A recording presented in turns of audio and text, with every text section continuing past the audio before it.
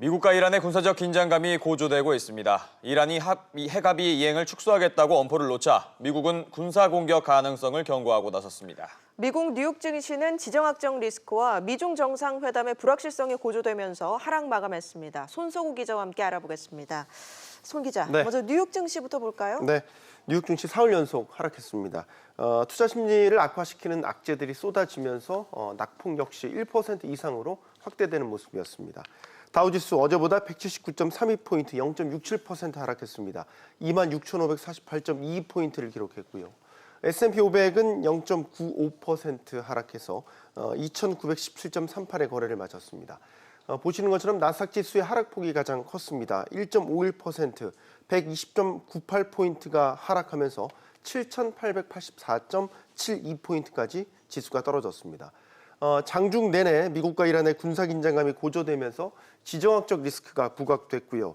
또 중국의 이 대형은행에 대한 금융거래 제한 조치 가능성, 또 미중 간 이 정상회담 불확실성 등이 시장 분위기를 위축시키는 모습이었습니다. 네, 미국이 이란의 추가 제재를 이제 결정하면서 양국 사이의 군사적 충돌 가능성이 더 높아지고 있는 상황인 거죠? 네, 지금 양국 지도부가 서로 말폭탄을 주고받으면서 강대강 대치가 극에 달하는 모습입니다. 네. 트럼프 대통령은 현지 시간으로 어제였습니다. 자신의 트위터에 이란의 어떠한 공격도 강력하고 압도적인 힘에 의한 대응을 마주하게 될 것이다.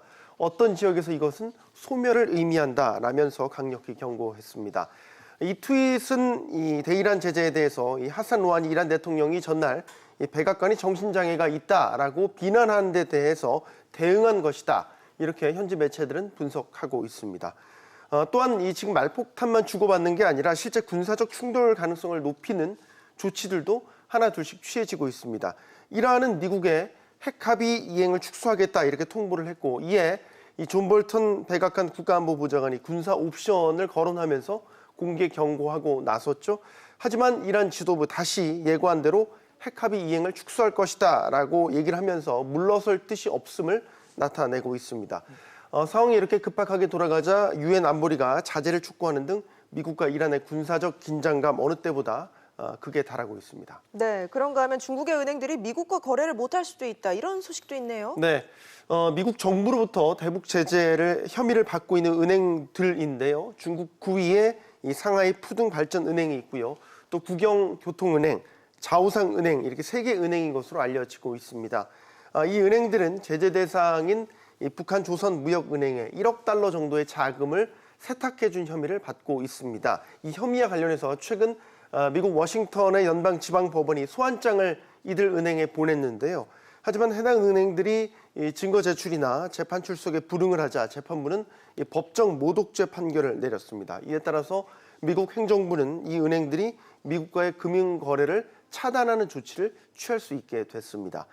상하이 푸둥발전은행의 경우 자산만 9천억 달러에 달하는 초대형 은행입니다. 만약 미 행정부로부터 차단 조치가 현실화된다면 금융거래에서 큰 타격을 받게 될 것이라는 분석이 나오고 있습니다.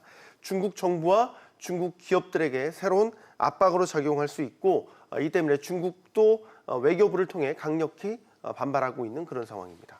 최근 트럼프 대통령이 제롬 파월 미 연준 의장의 좌천 가능성을 언급하며 계속 압박을 하고 있는데 제롬 파월 의장이 이를 되받아쳤다면서요? 네, 제롬 파월 미 연준 의장이 미 외교협회 연설에 나섰는데요. 이 연설에서요, 연준은 단기간에 정치적 압력의 영향을 받지 않는다라고 말하면서 연준의 독립성을 강조하고 나섰습니다. 네. 트럼프 대통령이 연준에 직간접적으로 금리 인하를 촉구해 왔고, 또 최근에는 자신의 이 좌천 가능성까지 언급하면서 압박한 데 대해서 응수한 것이다. 이런 분석이 현지에서 나오고 있습니다.